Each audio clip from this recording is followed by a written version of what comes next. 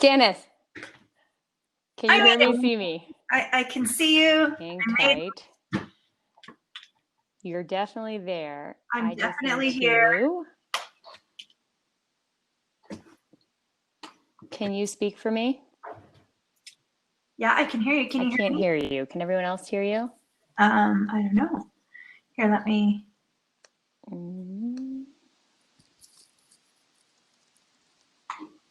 I can hear you. Okay, hang tight. I'm going to pop out and then, oh, Allison, you can hear both of us. So something's wrong on my side. Hang tight. I'm going to reset. Y'all just get yourself sorted. I'll be right back.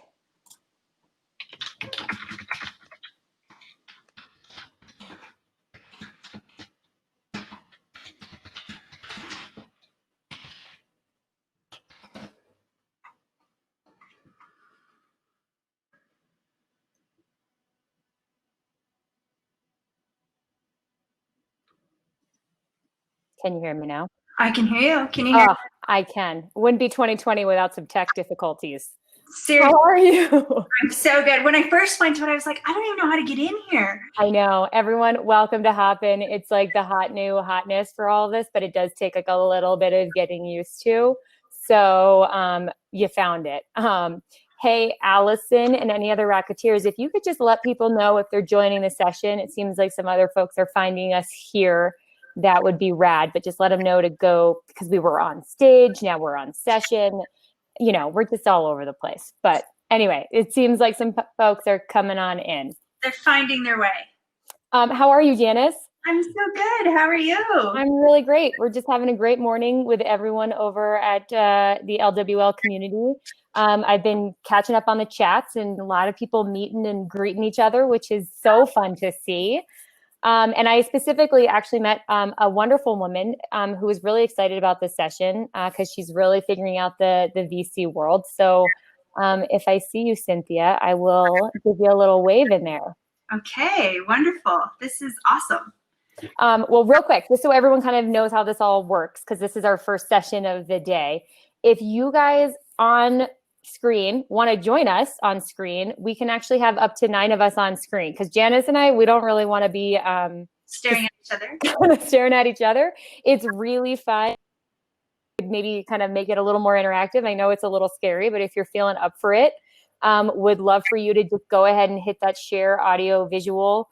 Maybe you can just mute yourself, but you can give us a wave. And then if you have any questions or comments, you can, we can ask away. One of the cool things about this is it is a smaller session. So we can really kind of make this engaging as possible. So if I have any takers on that, feel free.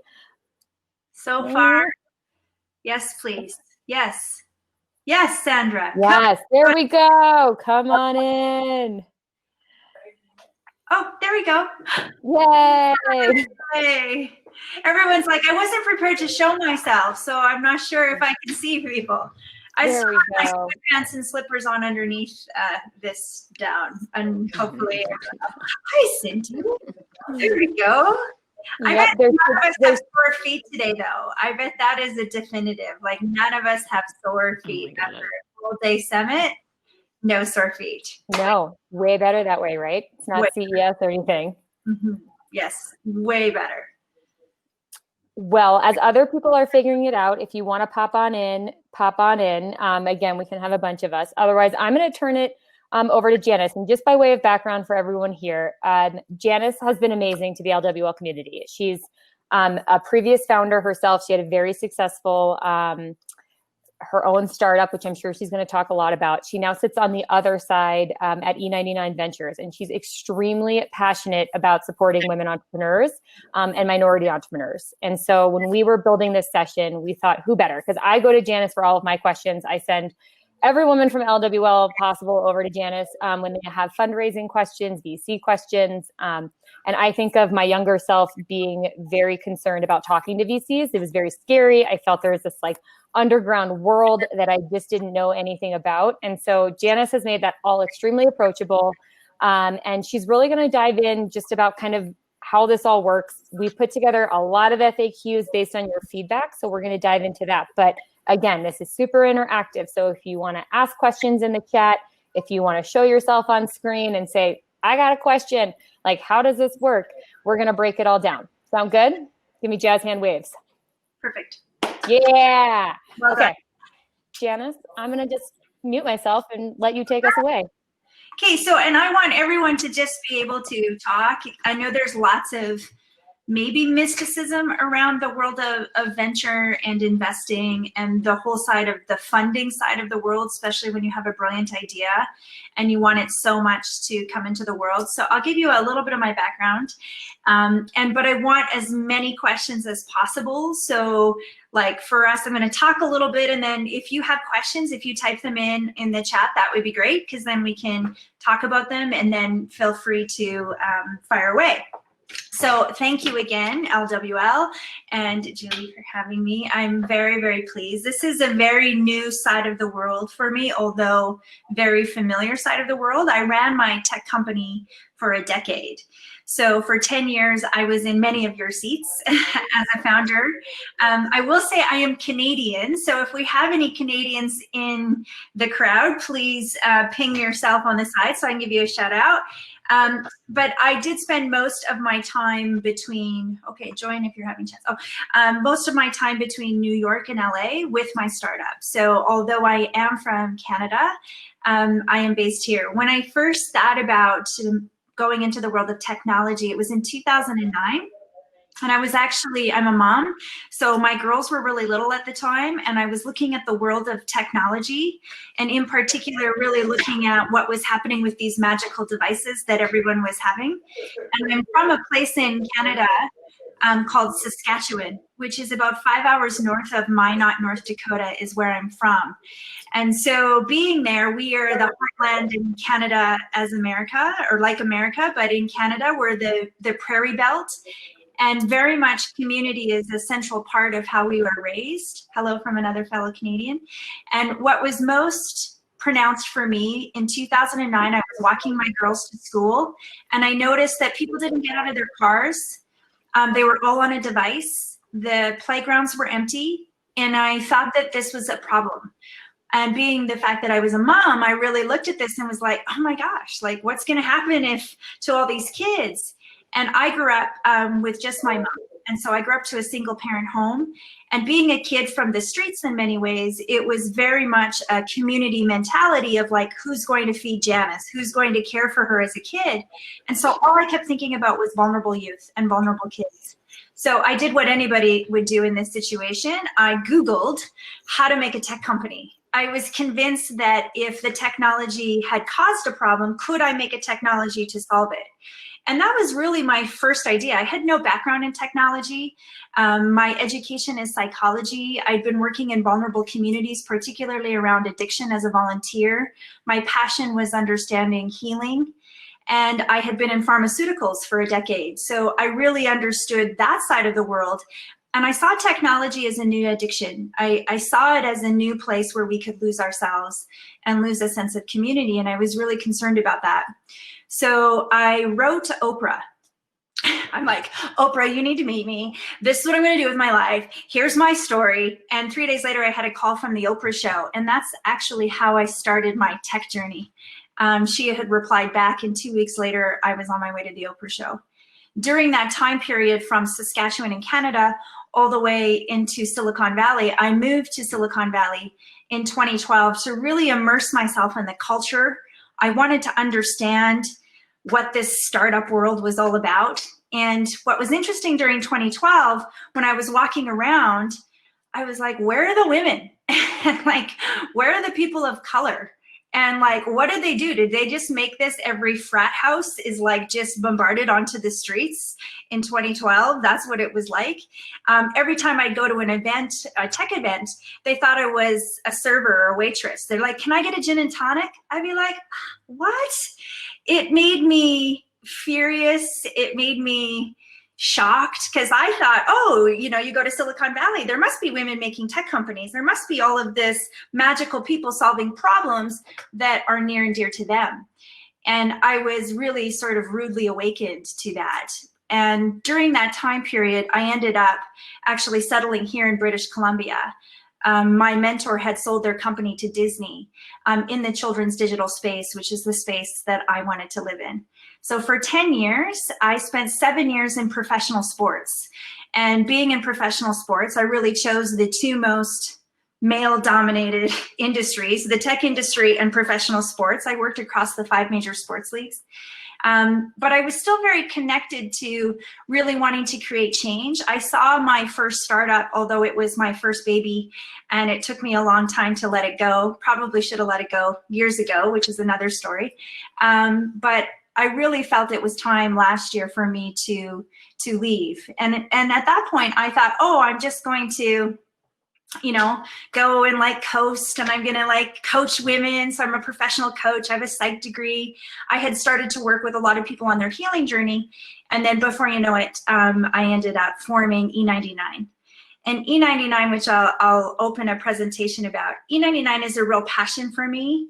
I find it astonishing that it's 1% of funding goes to Black founders. I find it astonishing that 2.5%, and I think it's even less this year with the pandemic, goes towards female founders.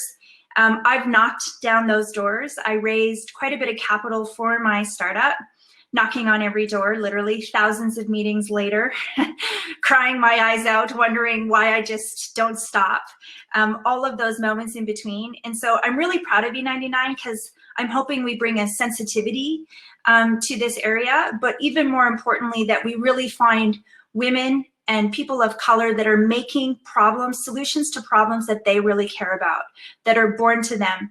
And that for me is the most important thing. Not that I don't think certain things are useful in technology. We really care about what problem is born to you and what are you here to solve. So that is a little bit of my background. I'm gonna walk through a little bit of what E99 is. I'm going to find it here.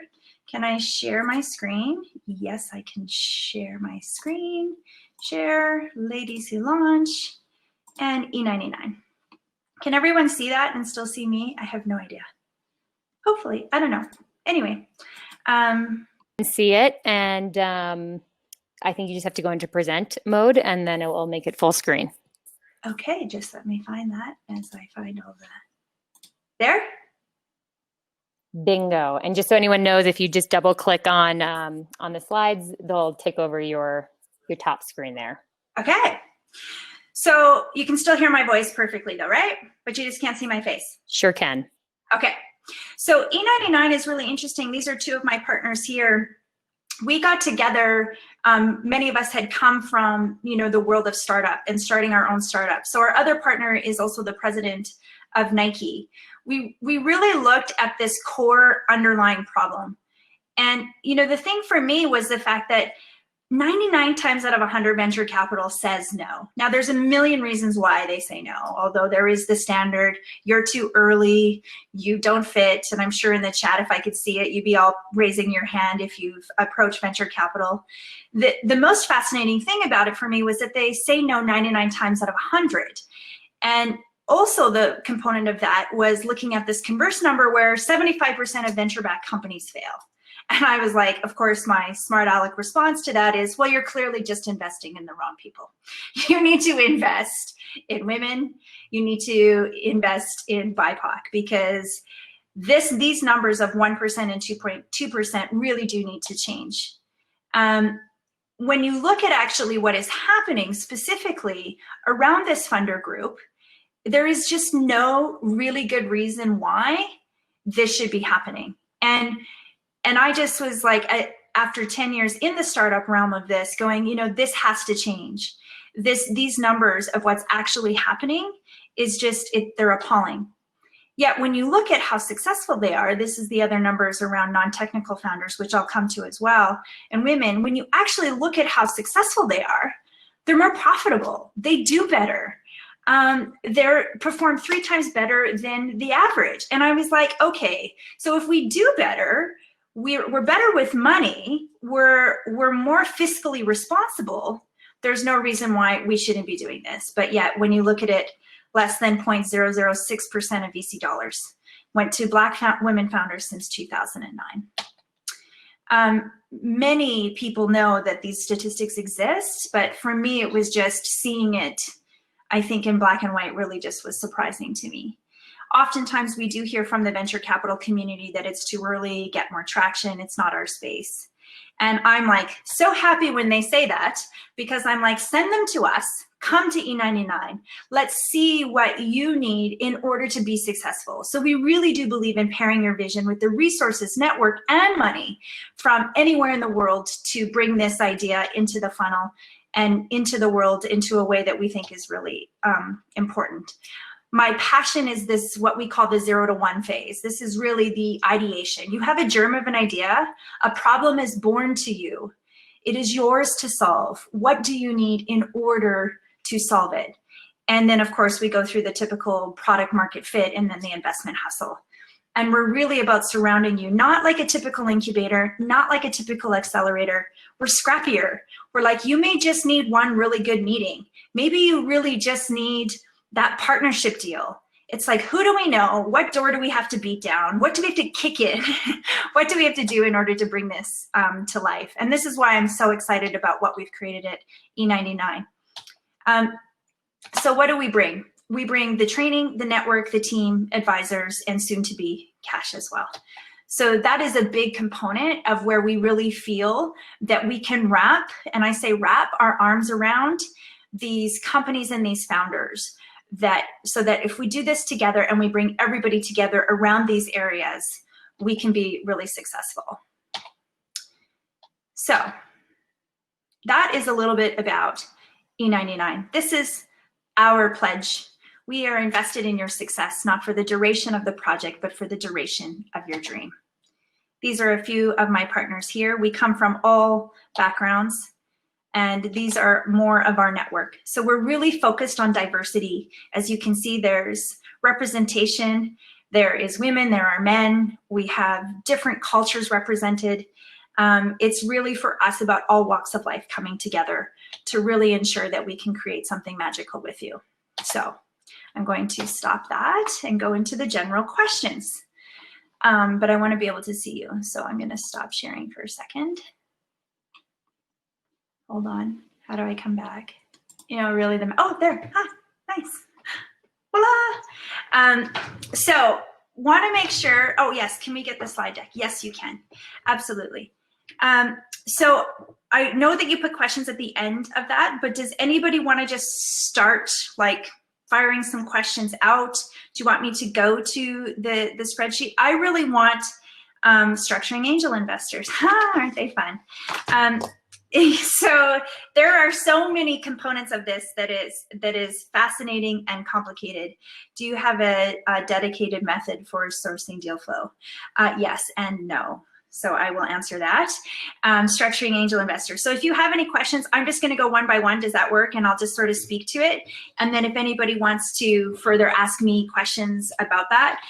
Structuring angel investors. The thing that I say about every deal is that how you start is oftentimes how you can finish. And so who you decide to marry at the angel investment side of it, you're married. And the structure that you create, there's one of two choices. The structure works great through the life cycle of your startup, or you have to get an annulment, or you have to get a divorce, or you have to like redo it because it doesn't work for someone else. So the most important thing from the angel investor perspective is to treat them, I believe, like institutional investors. And so how you structure the deal from the beginning is the most important. I'm a big fan of the levers around the safe and convertible notes at the start. I'm a big fan of that from a founder perspective. And if you don't know what those are, essentially from that perspective, what a safe or convertible note is, everyone can kind of come in on similar terms. And when it's time to have a priced round from an institutional, you can pull in that group as well as this group, and it's just cleaner. Good, Brittany, you went the safe route, smart. Safe notes are good if they're structured properly. Not all safe notes are created the same. So I highly recommend having a great lawyer. If you don't have one, I'm happy to make some recommendations. It's really important that the safe note / convertible note be very simple. The more complicated, the harder it is. I know some great female Cindy that I'd love to send you on both coasts that have really been in the tech investing side. Regardless of what business that you're in, it's really important for you to think about your end first. So where do you want to go? What do you want out of this experience? Are you wanting to exit it, IPO it? Are you wanting a 10-year business? It's important in the beginning in the vision to think about that, because again, that sets up your structure from the very beginning so that you don't have to change things so much. One of the things that good lawyers will tell you in the investment structure is that they spend half their time redoing cap tables. So they have to redo cap tables because you'll meet an angel investor, this is friends and family as well, that says, oh, I'll take 20% of your company. Well, you wouldn't make it through 3 rounds of investment. You'd end up with nothing in the end. So I am a big, big, huge fan of protecting founders, even though I'm on this side of the table. And my partners would be like, Janice, it's time to move to the other side, but I can't, I'm a founder at heart. So it's so important for founders to be protected from the beginning and for you to have control over your vision to a point that you feel good to release it. Thank you. Yes, I really believe that too much has been dictated from the investment side, how these companies should roll, because they have cash. And because any one of us that have ever gone into business looking to raise capital, they wave cash, which means they wield some level of power. The thing that I teach the most around the startup is that as a founder, your job on every moment is to equalize power. Bring that power down, knock it down, like bring it down to a level that you don't feel you got to take that cash, because that's just total, can I swear? Can I say BS? Can I say, that's just total BS. Yeah. It's such bullshit. And because for so long women weren't getting funded or people of color weren't getting funded, we just took the cash and it just screwed us later on. And so I'm all about busting down all of that in this side of my world, is that it's really important for you to know some of these structures and some of these levers that catch you later on. So I know that was a long answer, but I want to go back up to one of the questions I saw about the safe route. Yes, safes are good. Angel, yes. Do you have a dedicated method for sourcing deal flow? As of right now, we are about partnering with other venture firms that care about this mission. And that's really important for me. So we know that they say no 99 times out of 100. We're like, great, send them to us. But only if you are actually interested in seeing them back again and really putting your money where your mouth is. Which means if you're gonna send us some, we're gonna do what we need to do in order to solve your objections. And if we do, and we send them back, look at them again. Give them the opportunity to look at them again. And those that are just like, oh, I just say no and I don't care, well, you're probably not going to be where I'm going to meet you, you know, because I really want to partner with those that care about specifically funding women and funding BIPOC. The other most important part of this too, in terms of the deal flow and where it comes in, is it has been referral. It is organizations like LWL. A lot of women come here. I want to be a partner. Send me the women, send me them. You know, I want to see what they're doing. I want to see, if I don't know someone, how can I be of service to that? I think the most important thing for all of us as women is to really come back to like how we started, and to make sure that we're giving back in that way. So that's the long answer. How do you find a good attorney? I always ask, first of all, I often will only look for women and people of color to actually be my attorney. So the second thing, so that's a pre-filter for me immediately. The second filter on top of that is, have they been in the tech industry specifically? So if you're looking for a great lawyer, I find the tech industry lawyers really understand the different share structures. And you know, they know it from the tech industry perspective, but understanding these different components of share structures can really save you in the long haul. So having a really knowledgeable lawyer around that. So you look at companies that you like that have been successful, find out who their lawyer was. Chances are that's a really good way to find one. Otherwise, I'm happy to make some recommendations, because there's some amazing women in the tech side that I think are fantastic. Jacqueline, I just got a patent on a 3-piece body wrap. Congratulations. And will cost a lot to develop the product. Would it be better to license this invention out to VCs who could afford to implement this product? Well, VCs wouldn't license it. So you'd be looking more for a strategic partner at that point. If you wanted to license your technology for that something specific. The one thing that I will jokingly say to venture capitalists, which they hate to hear, is they're not really creators or inventors. And so unless they've been a creator and inventor and then been a venture, those are the best ones you want to meet because they really understand the founder side. And you get a lot that don't come through that filter. And I want to make sure that my bias is being fair. There are some great ones that haven't been founders. But I find specifically for women, specifically for BIPOC again, meet with venture capitalists or angel investors that have been founders, that have been in the chair. They will make for far better partners in the long run than someone that's never been on this side of the business. And that happens a lot. Okay, so amazing, yes. Yes, there are a handful of social impact funds, yes. Yes, that's a good one too. There are plenty of documents online, just to make sure that you have a really good safe thing. Social impact funds are great. There's 2 social impact events, one that happens in Toronto, or it used to anyway, and one that happens in San Francisco, the SoCal one there. But I actually have a massive spreadsheet that literally lists every social impact fund. So if anybody needs resources on finding people, I've made some lists. So again, reach out to Julie and request that. I won't be giving it to everyone, but it's literally like the names, emails, like I have documents on all of this, and save yourself the hassle of having to look for all of that. Yeah, we'll pull that together and pop this in for everyone who's attended, kind of the big resource section for you, again, with a recording and a PDF of the slides. So yeah. In case anyone's like screenshotting stuff, we got you. Yes. So, and I'm again, like by all means, email me, ask me. You know, I'm a very big proponent that the more we have women and BIPOC solving problems that matter to them in the world, the better the world will be. I just have that bias. The tips do you have for positioning a startup for investment? I think this is something that I really want the biggest take home apart from some of the venture side of it. I believe that the most impactful startup is one that has really understood that this core problem is theirs.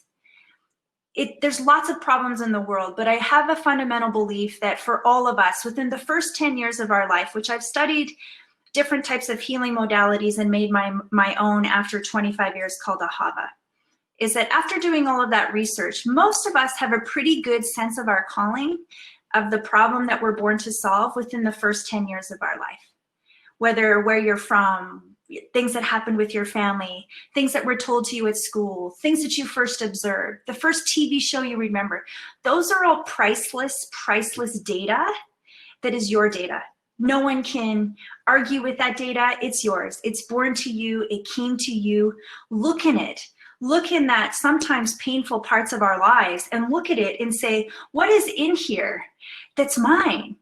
And my guess, after doing this work for so long, 95% of the clients that I've worked with on the Ahava side of my life, on the healing side of my life, as well as here, when they know that this is their problem, which means they've experienced it in the deepest part of their heart, when they extract it, they cultivate a solution that I believe has the power of infinite possibilities, that you tap into the abundance of the universe. You move into a flow of life that is different than trying to force yourself into a square peg.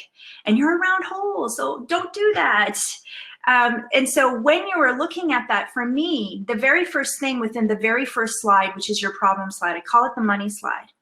If I'm not convinced that this is your problem to solve, I'll probably send you back and ask for you to take a little trip down memory lane in the first 10 years of your life.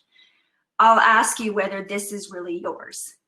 Now, the thing about uncovering this incredible data is that when you actually look at it, you'll see this repeated pattern of when you have experienced the problem over and over and over again. Now, it looks slightly different. The cast of characters could be different. You're older. But if we trace it back, this is a problem that is born to you. So that's how I source deals. I bet that's not often said from a venture capital, well, what problem is born to your heart? Yes, I actually think that that has more magnitude and more ability to be successful. I think that it's a better bet. Hi, Sandra. May I chip in here? Yeah. Just 2 seconds. It absolutely resonates with me to hear a problem born to your heart. It is, I've never heard that term, so it's the first time, and it just resonates in so many ways. So thank you for sharing, obviously, your journey.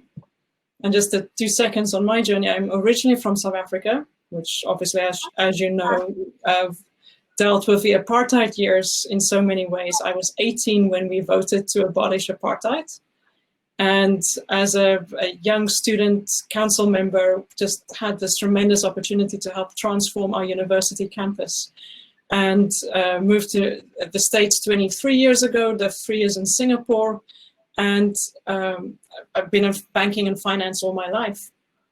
Also had the unfortunate, in terms of timing, I was downtown Manhattan on the day of 9/11, 8.5 months pregnant.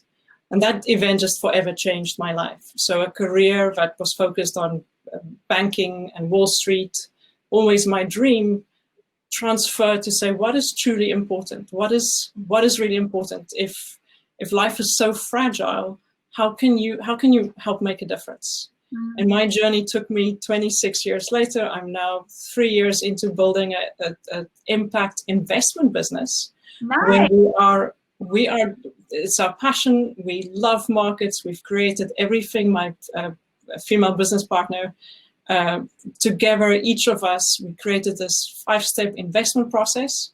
And I challenged her the very first time. I said, you know what? If we are doing this, I want us to create an engine for impact. So using this opportunity to pledge a significant portion of our profits straight for impact to the things that matter: communities, education, healthcare. Wow. And we're partnering with a group based in South Africa that's been doing community transformation work for 25 plus years. They are experts, but it's allowing us to create these channels of capital to flow directly using our square that we love, markets, and educating and investing. And it has been really, really good. Just to that point, we want to help solve education, healthcare in Africa. And it's a continent with over 1 billion people. How do you do that one person at a time? Absolutely. You cannot. And my solution was you can only do it through partnerships. So we are toiling away trying to convince this private equity hedge fund world, which obviously manage trillions of dollars at the same time, to say what X can go straight for impact. So I want to applaud you for what you are doing, and it's so good to be part of this. Thank you. Well, thank you for sharing that, Sandra. I think, again, what's so beautiful about witnessing your story is the fact that you've been through very transformational periods. That's a repetitive pattern. Apartheid to what happened in 9/11, and the vehicle that you've chosen in order to solve, I would say, sometimes chaos in culture, right? There's some chaos there that comes in, is amazing. And I think that that's such a message for other people, is that one of the things about sourcing with startup is that you start at the problem before you decide the vehicle of the solution. Oftentimes when I meet founders, they'll tell me the solution out of the wazoo, right? Oh, it's a product that does this, this, and this, and this. But the why of it, Simon Sinek that really asked about the question of why, I think what's underneath even that question, deeper than the why, is the fact that, do you really know that this is yours to solve? And it's that real sort of core sense of belief that you know that this is yours to solve.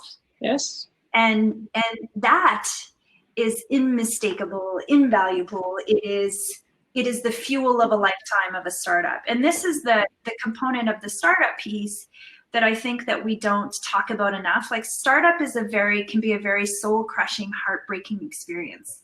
Anybody that's started anything from the germination, you expose yourself to the interpretations, perspectives, and opinions of others around something that you believe that you need to solve. I always say that's why it's so important for the problem to be of your heart, and born that you will kick down walls in order to bring that word. You will take the bullets. You will take Are the. we breaking down Wall Street and the glass ceiling to capital? You have to do it, right? Because otherwise, it can overcome you. And so I believe that that's the first litmus test of every great startup. Is I want to know where they're from. I want to know what they faced. I want to know what broke their heart. I want to know how they now, knowing that feeling about that they can solve it. And it doesn't mean that we don't care about the economics and we don't care about the money. That just plugs in after. But the more important question is, if that a problem is born to you, could it be potentially born to others who have the exact same feeling of helplessness that can go along with that you're giving them a solution that says, life, breath, yay, finally, because that's actually what I believe is the purpose of our journeys and our purpose of our life and the purpose of making a startup. And so that for me is the most important. Does anybody have any other questions? That was a long answer for that one, but I'm going to bring us back because there's so many questions that are coming in on here that are very tactical. So I'm going to rapid fire the ones that I see. So one that we get often asked is, should I reach out before I'm 100% ready to VCs? Should I wait till my deck is really good to go, or when I'm actively raising? So any thoughts you have around like how you network with VCs prior, during, after, fully baked, half baked? What do you think? Well, I believe that the world of investing is very much about relationship. And I think you need to start at the ones that actually match you. This is what I'm making. This is my idea. This is what I care about.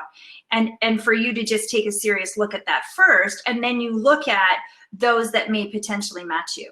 I do believe in a great deck that tells a great story.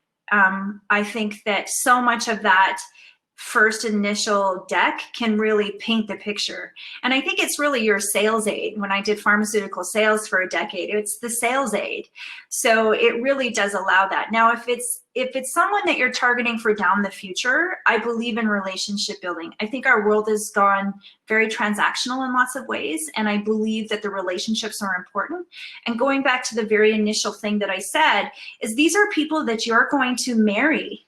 In many cases, it is a marriage. So choose wisely and take your time and figure out who really matches you. We're always looking to see how we match the funds. And I believe that we should flip that power grid back to what do you want? Who do you want to work with? Who do you want to align your vision with? And then you start building your target list from there. So that's what I'd say about that. Super helpful. I'm going to rapid fire around. A really good question came in from Brittany. She's trying to raise her second round of funding, but she's a travel company. Brittany, we feel you, girl. So what advice do you have for companies who are trying to raise money in industries badly impacted by COVID? And maybe I'm going to tag team a question on top of that, Janice, for you of like, what industries are you looking at right now as like hot industries that maybe 9 months ago you weren't? Okay, well, that's a really tough question, because I always say that when you have your first block, it's your first pivot moment. It's like, how do I go around to the back door? What is the other components of this business? Which comes back to the core problem. So if you have a travel business, what core problem were you initially solving in your travel business? And is there a different place for that core problem to manifest in?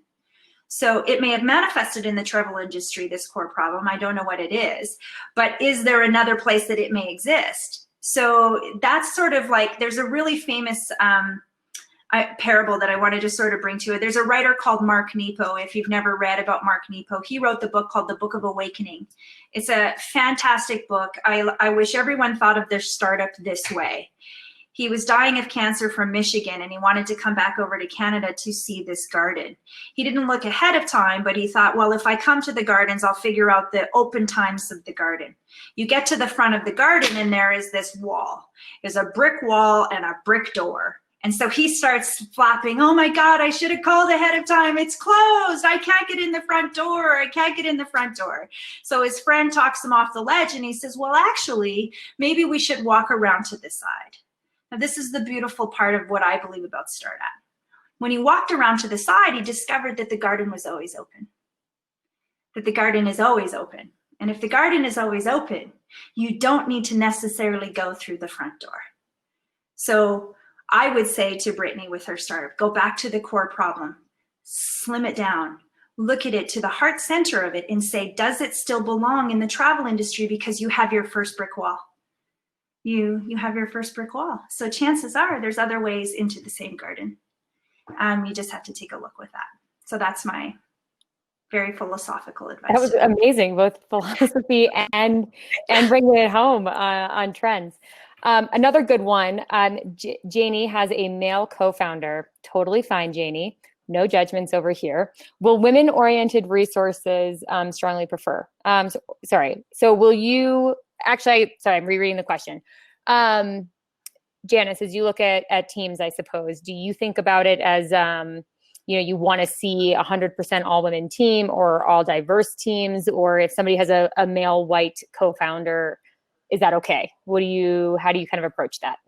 I think it's perfectly fine. I think Vicky's in this room. She has a male co-founder. Vicky's an amazing founder, by the way, who's here to listen on. Shout out to her and to Shark Chaser. That's the name of the purse. It's the most amazing bag in the world, but that's a sidebar to that. And no, I haven't invested in Vicky. I just love their product. She has a male co-founder, and they're very much a yin and a yang. I think the most important about a co-founder, even in a married situation or not otherwise, it's what is making sure that your voice and what you do best is the pocket that you're sitting in. So I'm more interested in founder pockets than I am so much about, oh, this is a white male with a woman. It's more about them being very clear about the pocket that they stay in. And why I say that's important is because it's so critical that you do what you do best. And in a co-founder relationship, there's lots of crossover. So having a lot of clarity about who you are, what your strengths are, and living in them and being comfortable with them is the most important thing in the co-founder relationship. I'm more interested in the relationship dynamic. And if this dynamic is going to rear its ugly head about 3 years down the road when you're strapped for cash and a pandemic hits. That's probably more interesting. Totally. So the one thing about the sectors, we are sector agnostic at E99. We're just interested in seeing as many female founders and BIPOC founders that we can, because I believe their purview of the world is fascinating and interesting at such a time like now. So we need to put more of those companies into the sales funnel. Love it.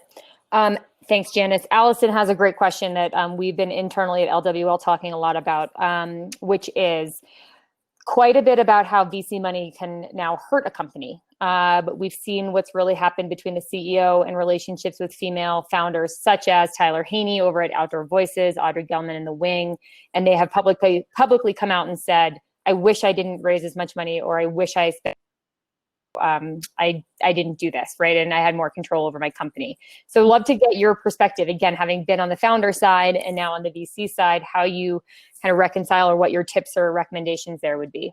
Yes, and reading both of those stories is fascinating because, again, they're female-led tech companies and you get all this money that comes in. And there's an allure with raising money. It almost can become its own life force, raising money. It's almost a job. You're doing it constantly in perpetuity. And all you think about is raising money. There's something almost in the psychosis of it. I should write a book about it because it kind of really takes over. And this comes back to the very first thing I said about the angel investors and the structure of the company. One thing that I don't see people doing enough of is managing that cap table, like a spreadsheet that you would look at your money at, So when you're looking at your EBITDA, people look at those, you look at your pro formas, but people don't look at how much is getting diluted over this time period, which puts you out of power and out of control because you just take the money and by the time you've noticed it, you have no power. You are not in charge of your company anymore. You can't make any of these decisions. You've taken way more money than you need, but it looks attractive because Fast Company talks about you or this talks about you, but is it like, do you really need it? And so managing your cap table, the capitalization table for people that don't know, it is the initial share structure that you start with to how you get diluted every time you take money. And that pie starts like this and it goes chunk, chunk, and chunk. And then before you know it, you're like, oh my God, I only have 20% of my company left and no power. And guess what happens? Out you go. The other thing that is total bullshit and I will say this, is that, of course, being women and BIPOC, our quote unquote leash from the adventure community is this, where a male leash is like this. That is the bias that exists in these subsequent rounds as well, because you can't make a mistake. You know, you can't trash talk and then suddenly you're the worst leader and let's get rid of her. You know, you can't do anything. It's such bullshit on every single level of this double-edged sword. I would do another talk about that, because the things that we would make the decision in doing strategy-wise as women founders is very much the same that he would, but he's strategic and we're lucky, or he's strategic and thoughtful with that failure and we are just not good at our job. And that is just total bullshit. They don't know. They don't know any more than anyone else. And so how you can prevent this is from the very beginning, make sure that you have some levers of protection to be in charge of your company. And if you've had 5 years of funding and you want to go, be okay with going, but be it on your terms. Manage the cap table. I will say it a million times. Manage the cap table, manage the cap table. Know what that cap table is. If you ever want a lesson in the cap table, I'm happy to provide one. So I'm going to jump in there because I can imagine there's a couple women out there going cap table and they're like Google, right? So where, any good resources you have on how to manage the cap table, and maybe we can pull, if you want to pull offline, we can do that to send over, but any top of mind for you. So the biggest thing is that your lawyer will create your capitalization table for you. It is called a capitalization table. How many shares you can give out and how much it goes down every time you take a round of financing. So how much do you have? You should know what that is.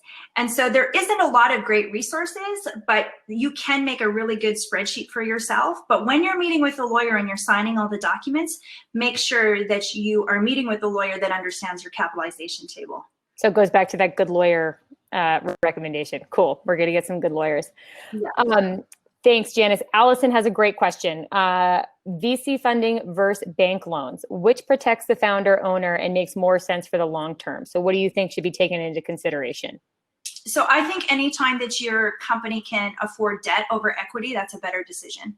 So if you are having a bank loan and it's debt, it's always about balance, right? A certain amount of equity money coming in. But if you are making, if you have a revenue generating business and you can support debt for a certain milestone, those could be really good. There are some interesting levers that I'm quite fascinated by, like something like ClearBank. If you know you need $1 million for marketing and users, well, maybe take non-dilutive money. The thing that I will say again, it all comes back down to your capitalization table, because it can be able to support. So the debt would live in your pro forma, equity lives in your capitalization table. They're basically two spreadsheets that really matter. Awesome, helpful. Let's see, I'm going down to Stephanie. Some companies can start off with hardy bootstrapping. Janice, you have experience in pharma. Is it outlandish to imagine creating a pharmaceutical drug without much initial outside investment? And 2, can you share an example of a pitch deck that you thought was really good? So actually, let's answer part 1, because then I'm going to dive into some pitch questions, like rapid fire pitch questions, because believe it or not, we're almost at the end of this hour. So okay. So in terms of, it's a longer answer for the pharmaceutical question. I'm happy to meet with you to discuss that, because there are things around regulation and things that you just have to invest in if you're going to enter that side of the drug world. That one's a tricky one. That's not straight. I did, if you guys Google the news today, the very first company that I backed and got funded was Black Tag. So if you saw Black Tag in Fast Company today, they were in LA Times, they were in everything. Their deck was phenomenal, and that was before they'd ever built a product. That was by far the most creative deck. It was beautiful. It really nailed their core problem. I'm a fan of core problems, as you can see, because I think all solutions are possible. People have a harder time really nailing their core problem. Okay, let's go into a couple rapid fire pitch process ones, and then if anything else major comes by, we'll take a keen eye on the right hand side. But pitch process, women, they first off, how do they nail the pitch?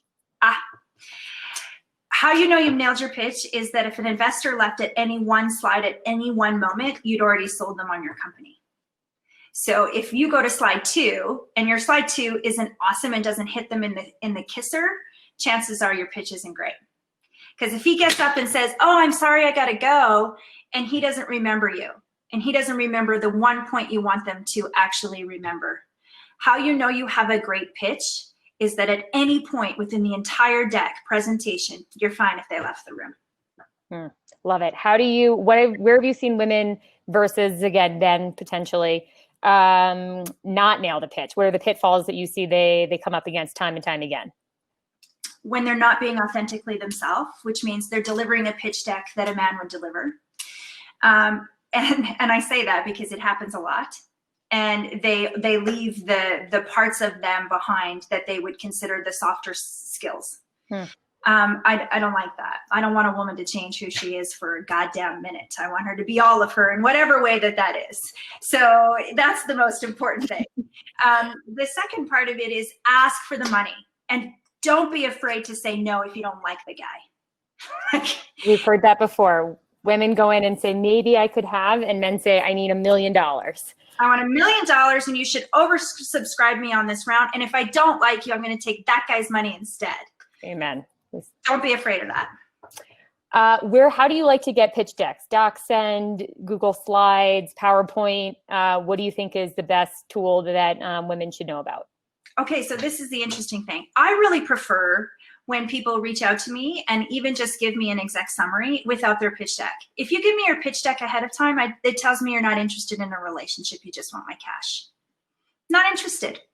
So I have this totally different bias. I believe that if you're very interested in that potential investor, meet them. Try to meet them through LinkedIn, through an introduction, through a connection. Make the effort for the person that you want to meet. You have the happy senders that go onto all the Hello VCs and you submit all of your things there. That's not as interesting to me because anyone can do that. Those that want to meet you, make the effort. Phenomenal advice. A couple other rapid fire, and then I'm going to open it up to just a few more on the pitch side. It takes a lot of pitches to get to where you want to be. We've heard somewhere between 200. When you are doing this pitch and you're like, 75 times in, you might get a little tired, discouraged. What advice do you have for the women to keep going? And how do you recommend that they either take a no and turn it to a yes, or take a no and get an introduction? Yeah, I really believe that if they give you a no, get something else out of them. So, never go home empty-handed. Like if they don't want you, well, tell me someone who does. Oh, do you know that guy? If they name drop within their presentation a venture capitalist, write that name down and ask for that meeting.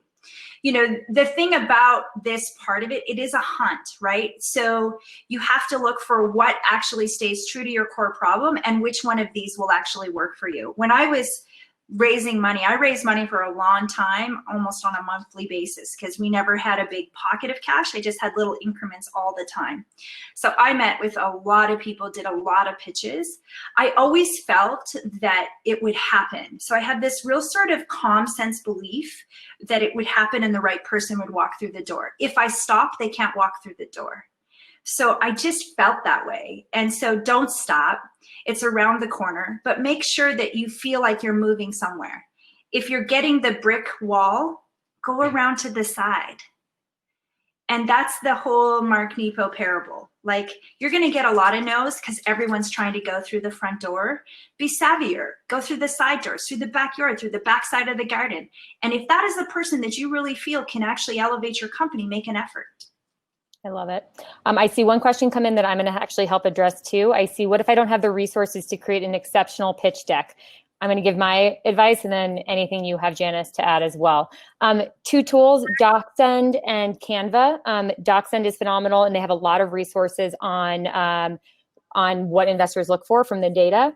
And then Canva to help create, and Canva will actually be running a session tomorrow. Canva is amazing. And from an entrepreneur standpoint, from a design standpoint, it will make you look like a professional.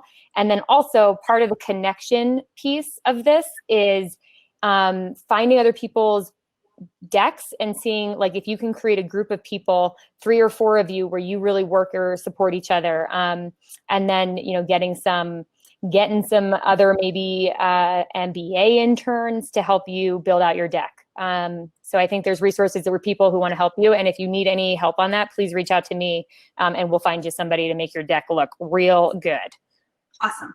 And E99 as well, we have a studio component to what we do, and we offer a very, very minimal rate, and we wrap you with everything of getting your website and your deck ready. So go to the e99.ventures, and if you're interested, all you need to do, you don't need a deck to submit, which is one of my caveats.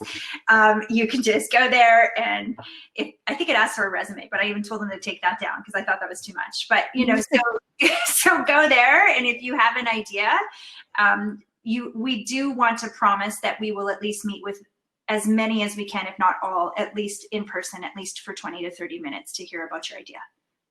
Which is awesome. That's incredible.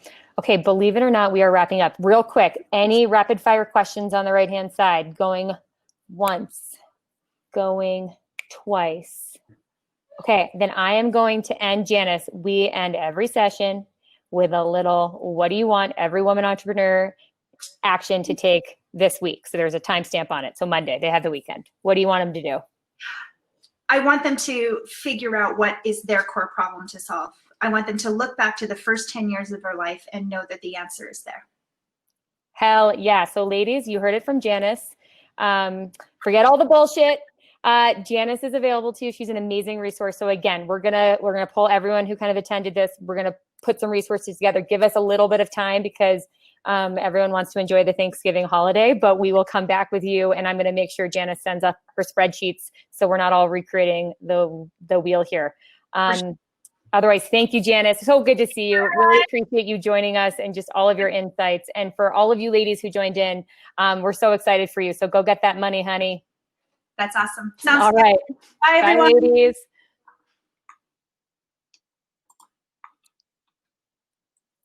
Bye, honey. Bye.